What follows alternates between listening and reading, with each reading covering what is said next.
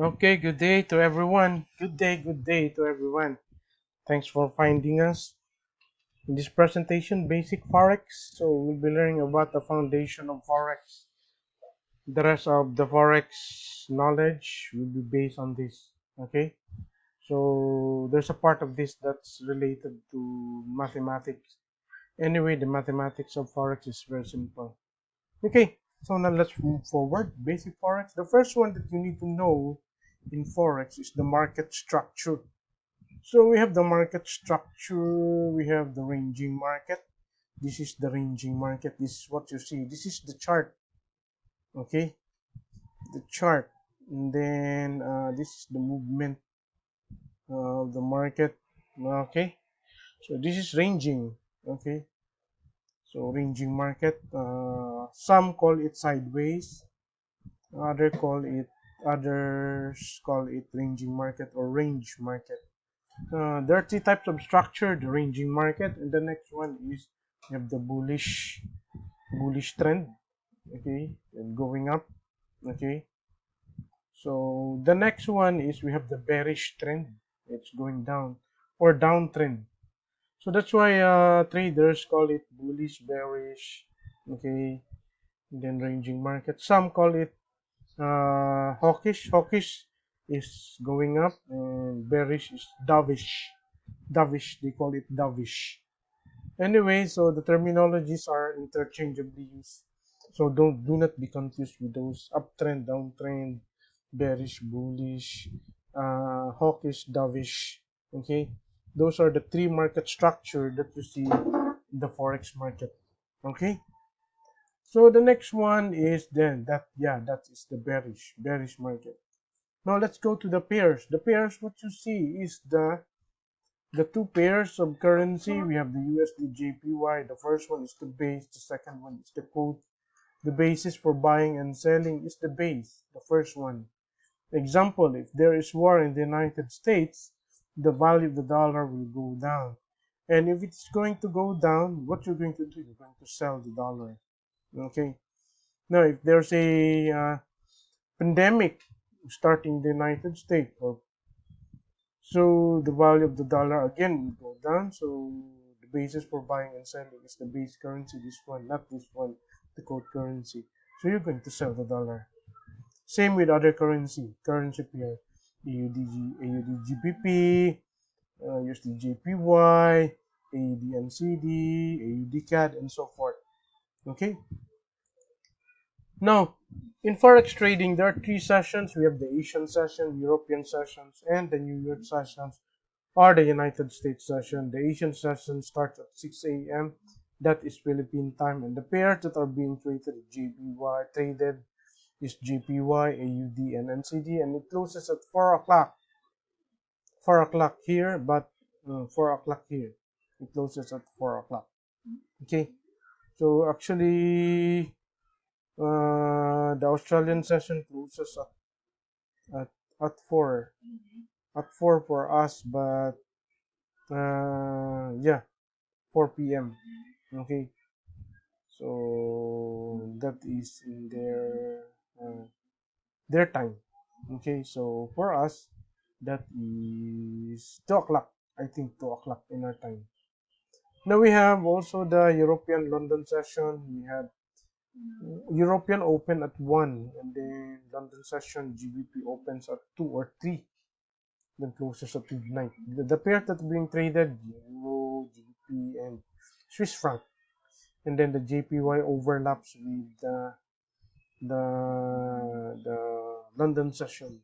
Okay, so London Stock Exchange will be open at that time.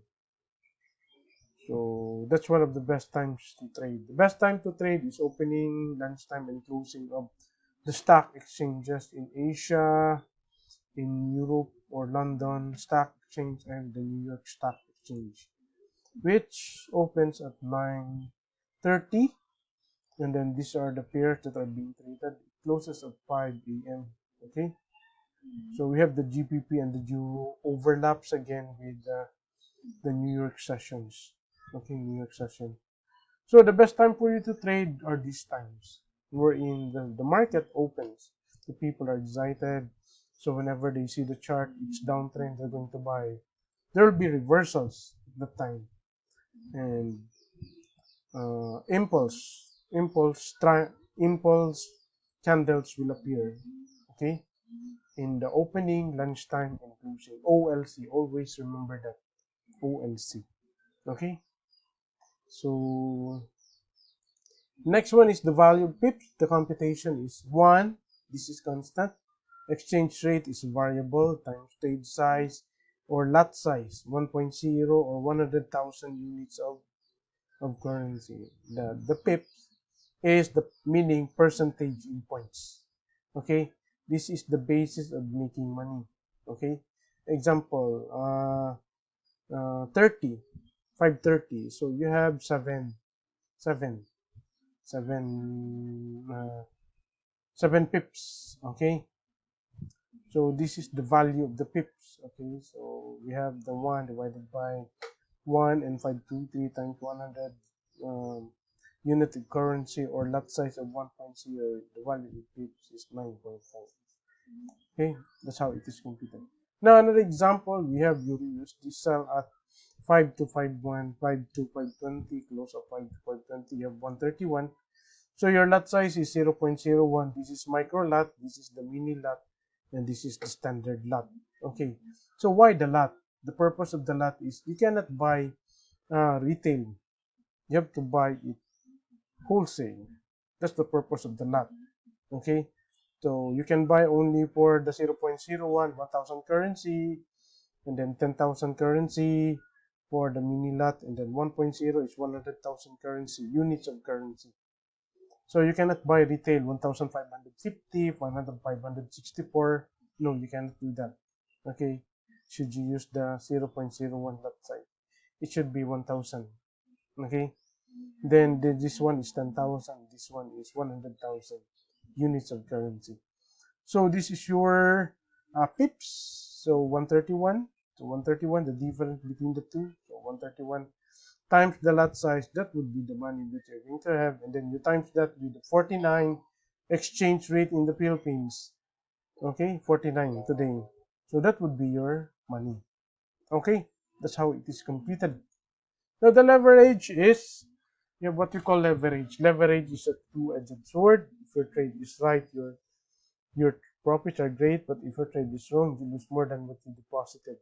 So two-edged sword, because if your trade is right, then you amplify your profit. However, if you're going to have a wrong trade, you're going to amplify your losses.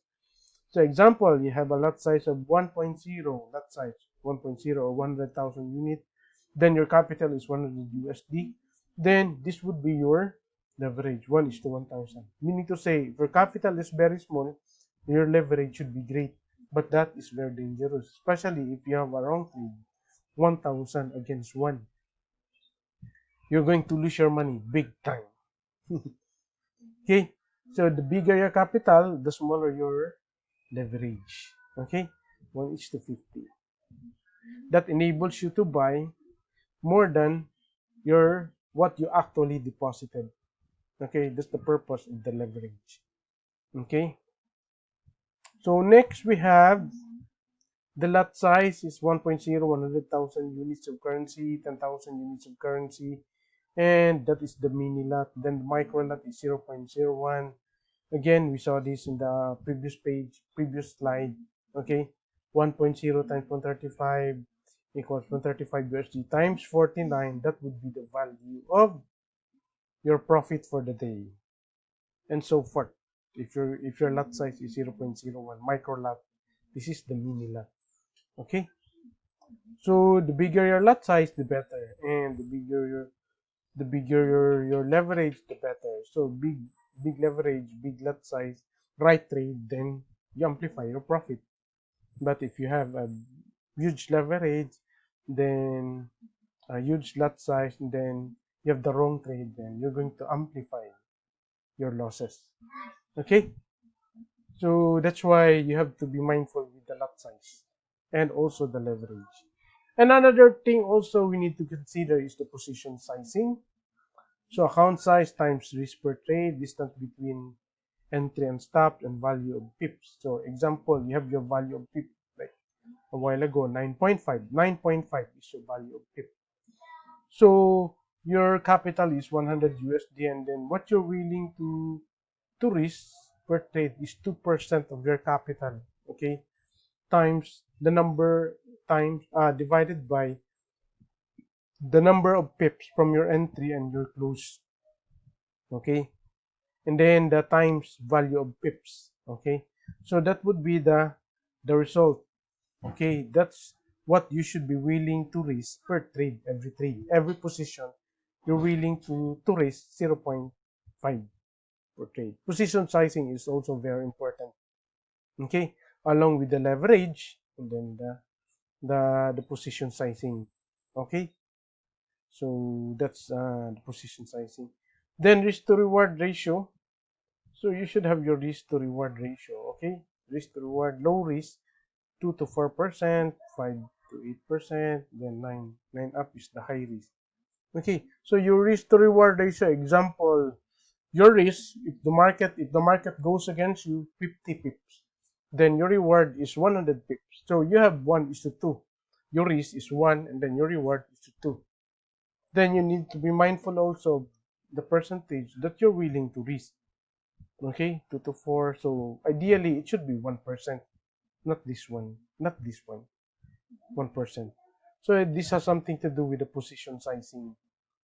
Okay, so the setup, we have the account size 1000 USD, leverage 1:200, lot size 100,000, or we have what we call the mini lot. And then the what you're willing to risk is 2%. It would be nice if 1%. That's the setup. Okay, then the guide, if you have this amount 100 USD into 900, lot size should be 0.01, and so forth.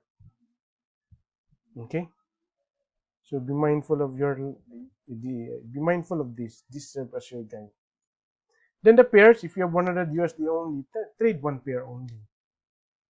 Okay, the greater your capital, you can trade 4 pairs: AUD USD, USD JPY, AUD NCD, CAD JPY, 4 pairs. Okay, so that's what you need to know for the basic of forex trading. I hope that you understood that, and you can actually review this presentation. Okay, see you in the next slide, which is trend following.